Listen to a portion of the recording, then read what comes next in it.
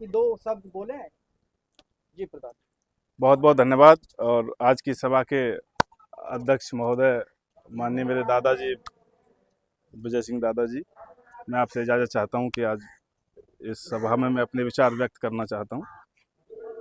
बस।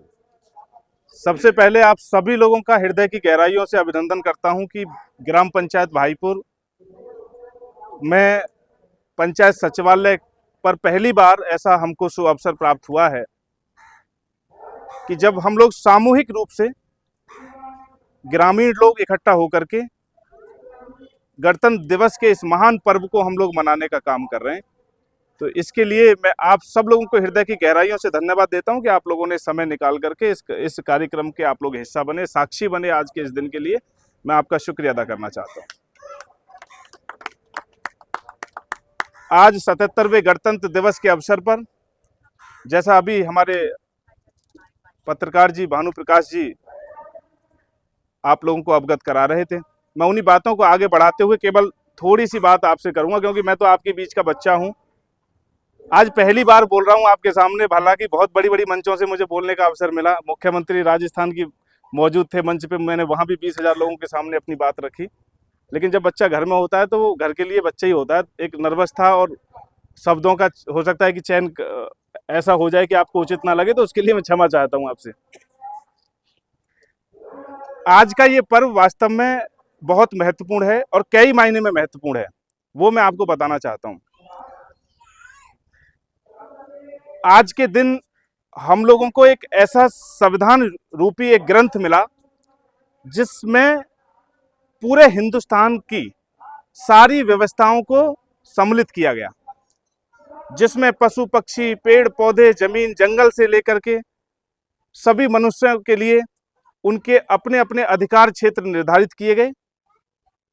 और जब देश आजाद हुआ तो सबसे बड़ा चैलेंज हमारे सामने ये था कि अब देश को हम लोग कैसे आगे लेकर के जाएं। यहाँ के नियमावली बना पाना, एक मुखिया घर के लिए जब नियमावली बनाता है तो उसमें भी विरोधाभास हो जाता है।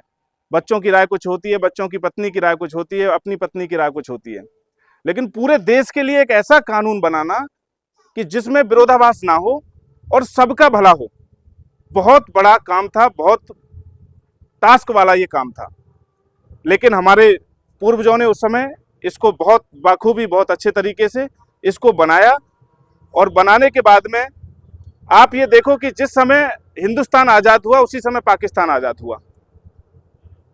पाकिस्तान का बहुत छोटा सा हिस्सा है और हिंदुस्तान का बहुत बड़ा हिस्सा है। और आज हम 77 साल के बाद अगर देखें पाकिस्तान की स्थिति क्या है और हिंदुस्तान की स्थिति क्या है, तो आप अंदाजा लगा सकते हैं। वहां आज भुखमरी है, बेरोजगारी है, आतंकवाद है। और आज हिंदुस्तान के अंदर में हम लोग खुले में सांस ले सकते हैं, कोई भी व्यक्ति अपनी बात रख सकता है। पाकिस्तान के अंदर में आप अपने शासन के खिलाफ खुल करके नहीं बोल सकते हो, अधिकारियों के खिलाफ खुल करके नहीं बोल सकते हो। लेकिन हिंदुस्तान के अंदर में अगर डीएम है, मुख्यमंत्री है, प्रधानमंत्री है, कोई भी अगर आपको लगता है कि ये गलत है या आपके विचार हैं कि वो भले ही सही है लेकिन आपको लगता है कि मेरी दृष्टि से गलत है, तो आप अपनी ये बात रख सकते हैं।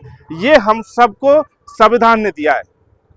संविधान के बारे में बहुत सारे लोगों की अपनी अलग अलग कल्पना होती है, लेकिन मैं आपको बताना चाहता हूं कि संविधान वो है जिसने भगवान श्री राम, पुरुषोत्तम श्री राम जी का मंदिर बनाने को लेकर के भी अगर निर्णय देना पड़ा तो इसी संविधान को देना पड़ा। और इसी ने तय किया कि यहाँ अयोध्या के अंदर में भगवान श्री राम का मंदिर बनेगा, और वो उसके बाद में ही राम मंदिर बन पाया।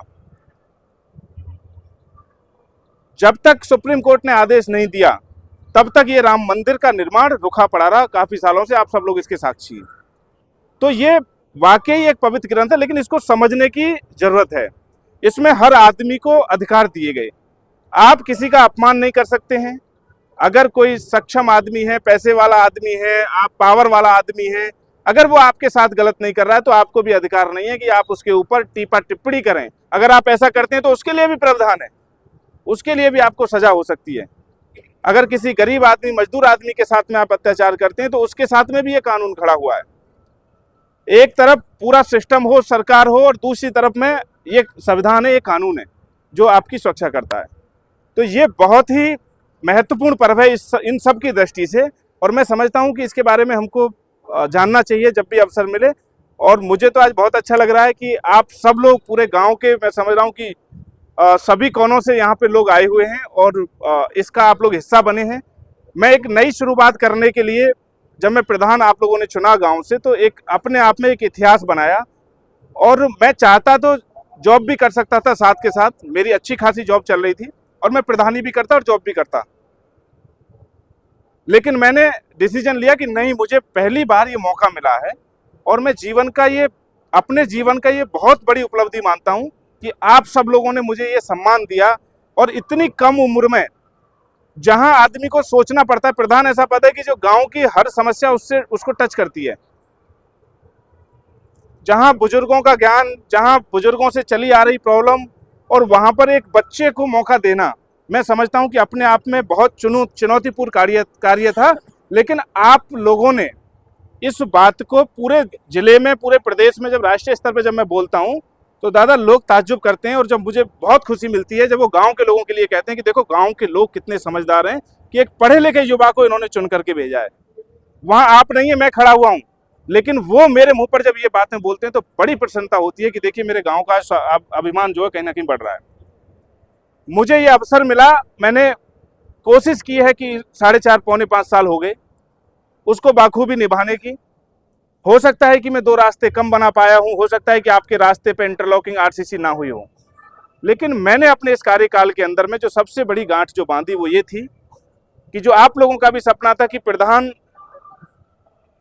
पिठलग्गू ना हो, वो अपनी मोहर अपने पास रखता हो, अपने विवेक से फैसला लेता हो और हमारे गांव के नाम को वो आगे लेकर के जाए।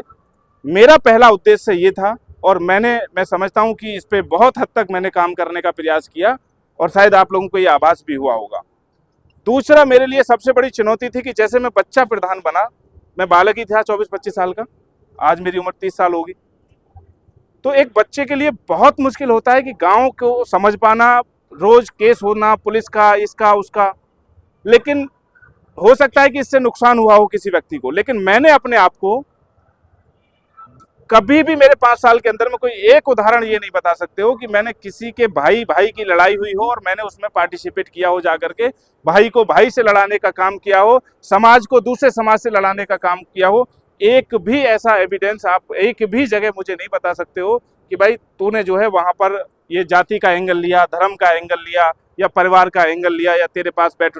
मैं इन सब चीजों से दूर रहा, भले ही मुझे बुराई मिली थोड़ी समय के लिए, लेकिन मैंने अपने मन में ये ठाना कि इस मुद्दे से मुझे थोड़ा सा दूरी बना के रखना है।